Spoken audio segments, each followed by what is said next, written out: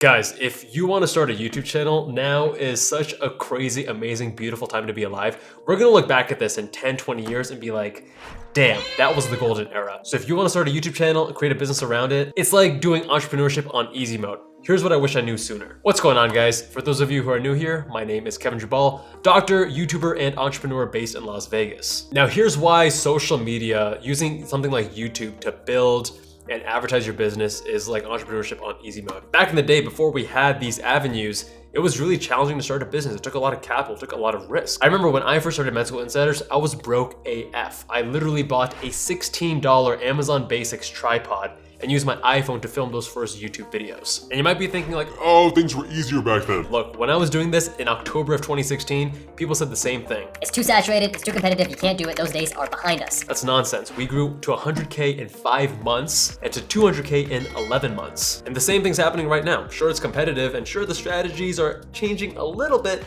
but the foundations are more or less the same. So the cool thing with a YouTube channel, with a social media following, is that you can rapidly build an audience and then get those eyeballs, if they trust you, to go to a business, buy your product, and at the same time, you can make money off of your YouTube channel through sponsorships, through just regular Google AdSense. It's wild, it's crazy. Something like this has never been available before. You can create a business with very, very, very little risk, like no money. I literally started the Med School Insiders YouTube channel with a $16 Amazon Basics tripod. And then from there, we made like $200 in 1 month. And then I took that money and bought some animation software.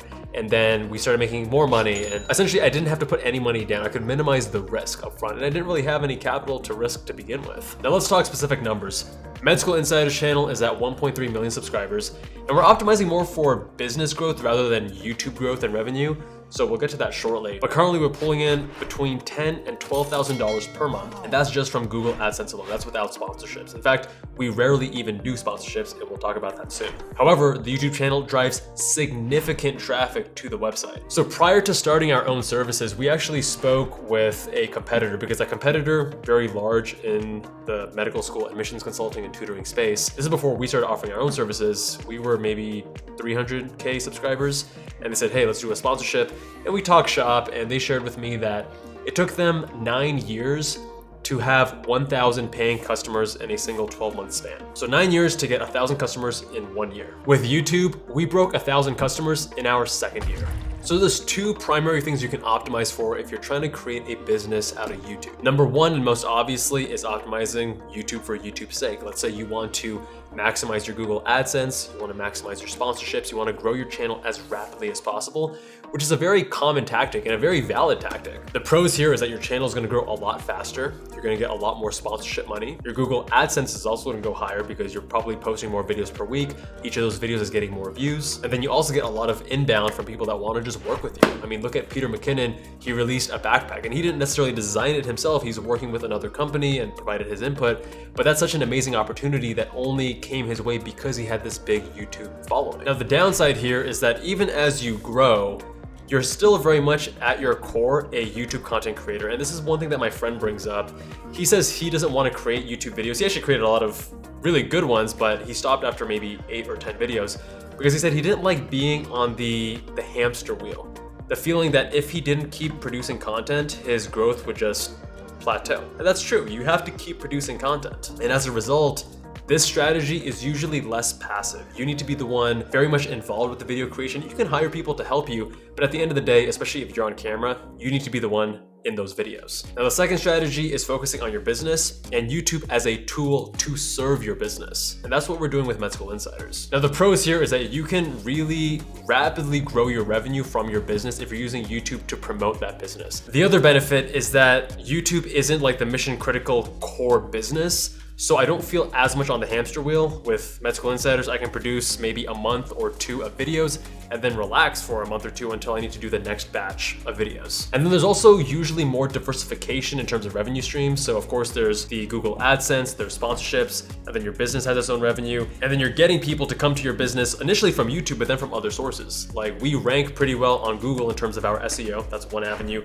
We have a growing newsletter. It's 50-something thousand subscribers now. And overall, it's a little bit more resilient to algorithm changes or being canceled or things like that. There are definitely downsides to this approach though. So First of all, and most obviously, the YouTube channel doesn't grow nearly as fast. There's also not nearly as much sponsorship money. We want to build a relationship and maintain trust with our viewers. And if we're constantly promoting other services and then our own services, then it doesn't feel right. The other downside is that with the channel growing slower, that means you're gonna have a smaller subscriber base on average. That changes the level of opportunities, right? If you're MKBHD and you have 10 million plus subscribers, you're gonna probably have higher quality inbound leads than someone who's at like 500,000 subscribers, right? With one, you're like a household name in a certain niche. Like all tech enthusiasts or almost all tech enthusiasts know about MKBHD. And the guy with 500K who's maybe pulling in a lot of revenue from his business, but isn't as recognizable, is going to have different quality leads and different opportunities as a result. Now, I'm painting these as two ends of a spectrum, but obviously it's like a scale, right? You don't just do one or the other, it's a combination of the two. So for example, Med School Insiders, we at the beginning were very much focused on growth, and that's why the channel grew really, really rapidly at the beginning.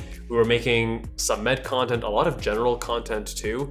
And now in the last couple of years, we've transitioned. Now we're less interested in growing the channel, growing the subscriber count, and more focused on promoting the business. Sometimes we'll know a video is not gonna even do well, but we'll still post it because it does drive traffic to our website. And then there's this channel, the Kevin Jabal MD channel, which is probably not a good example of either of these principles in action, because when I first started the channel, it was actually back when I was doing surgery, and it was called Life of a Surgeon. It was vlogs. It was vlogs about plastic surgery. And then when I resigned, obviously I couldn't call it Life of a Surgeon anymore, so I just changed it to my name. But then the thing with this channel is, unlike Med School Insiders, which is very focused and singular and has a clear business purpose and direction and theme of the videos, you'll notice that on this channel, I'm kind of all over the place. And that's because I'm optimizing for a third category, if you will, which is just to have fun and explore my curiosity. I'm making videos about cycling, I'm talking about health optimization, I'm talking about medical school and anatomy, I'm talking about various things. And if I was focusing on just YouTube growth or business growth, I shouldn't actually do that. I should be very singularly focused on a single niche. So my advice to you, if you want to start an online business,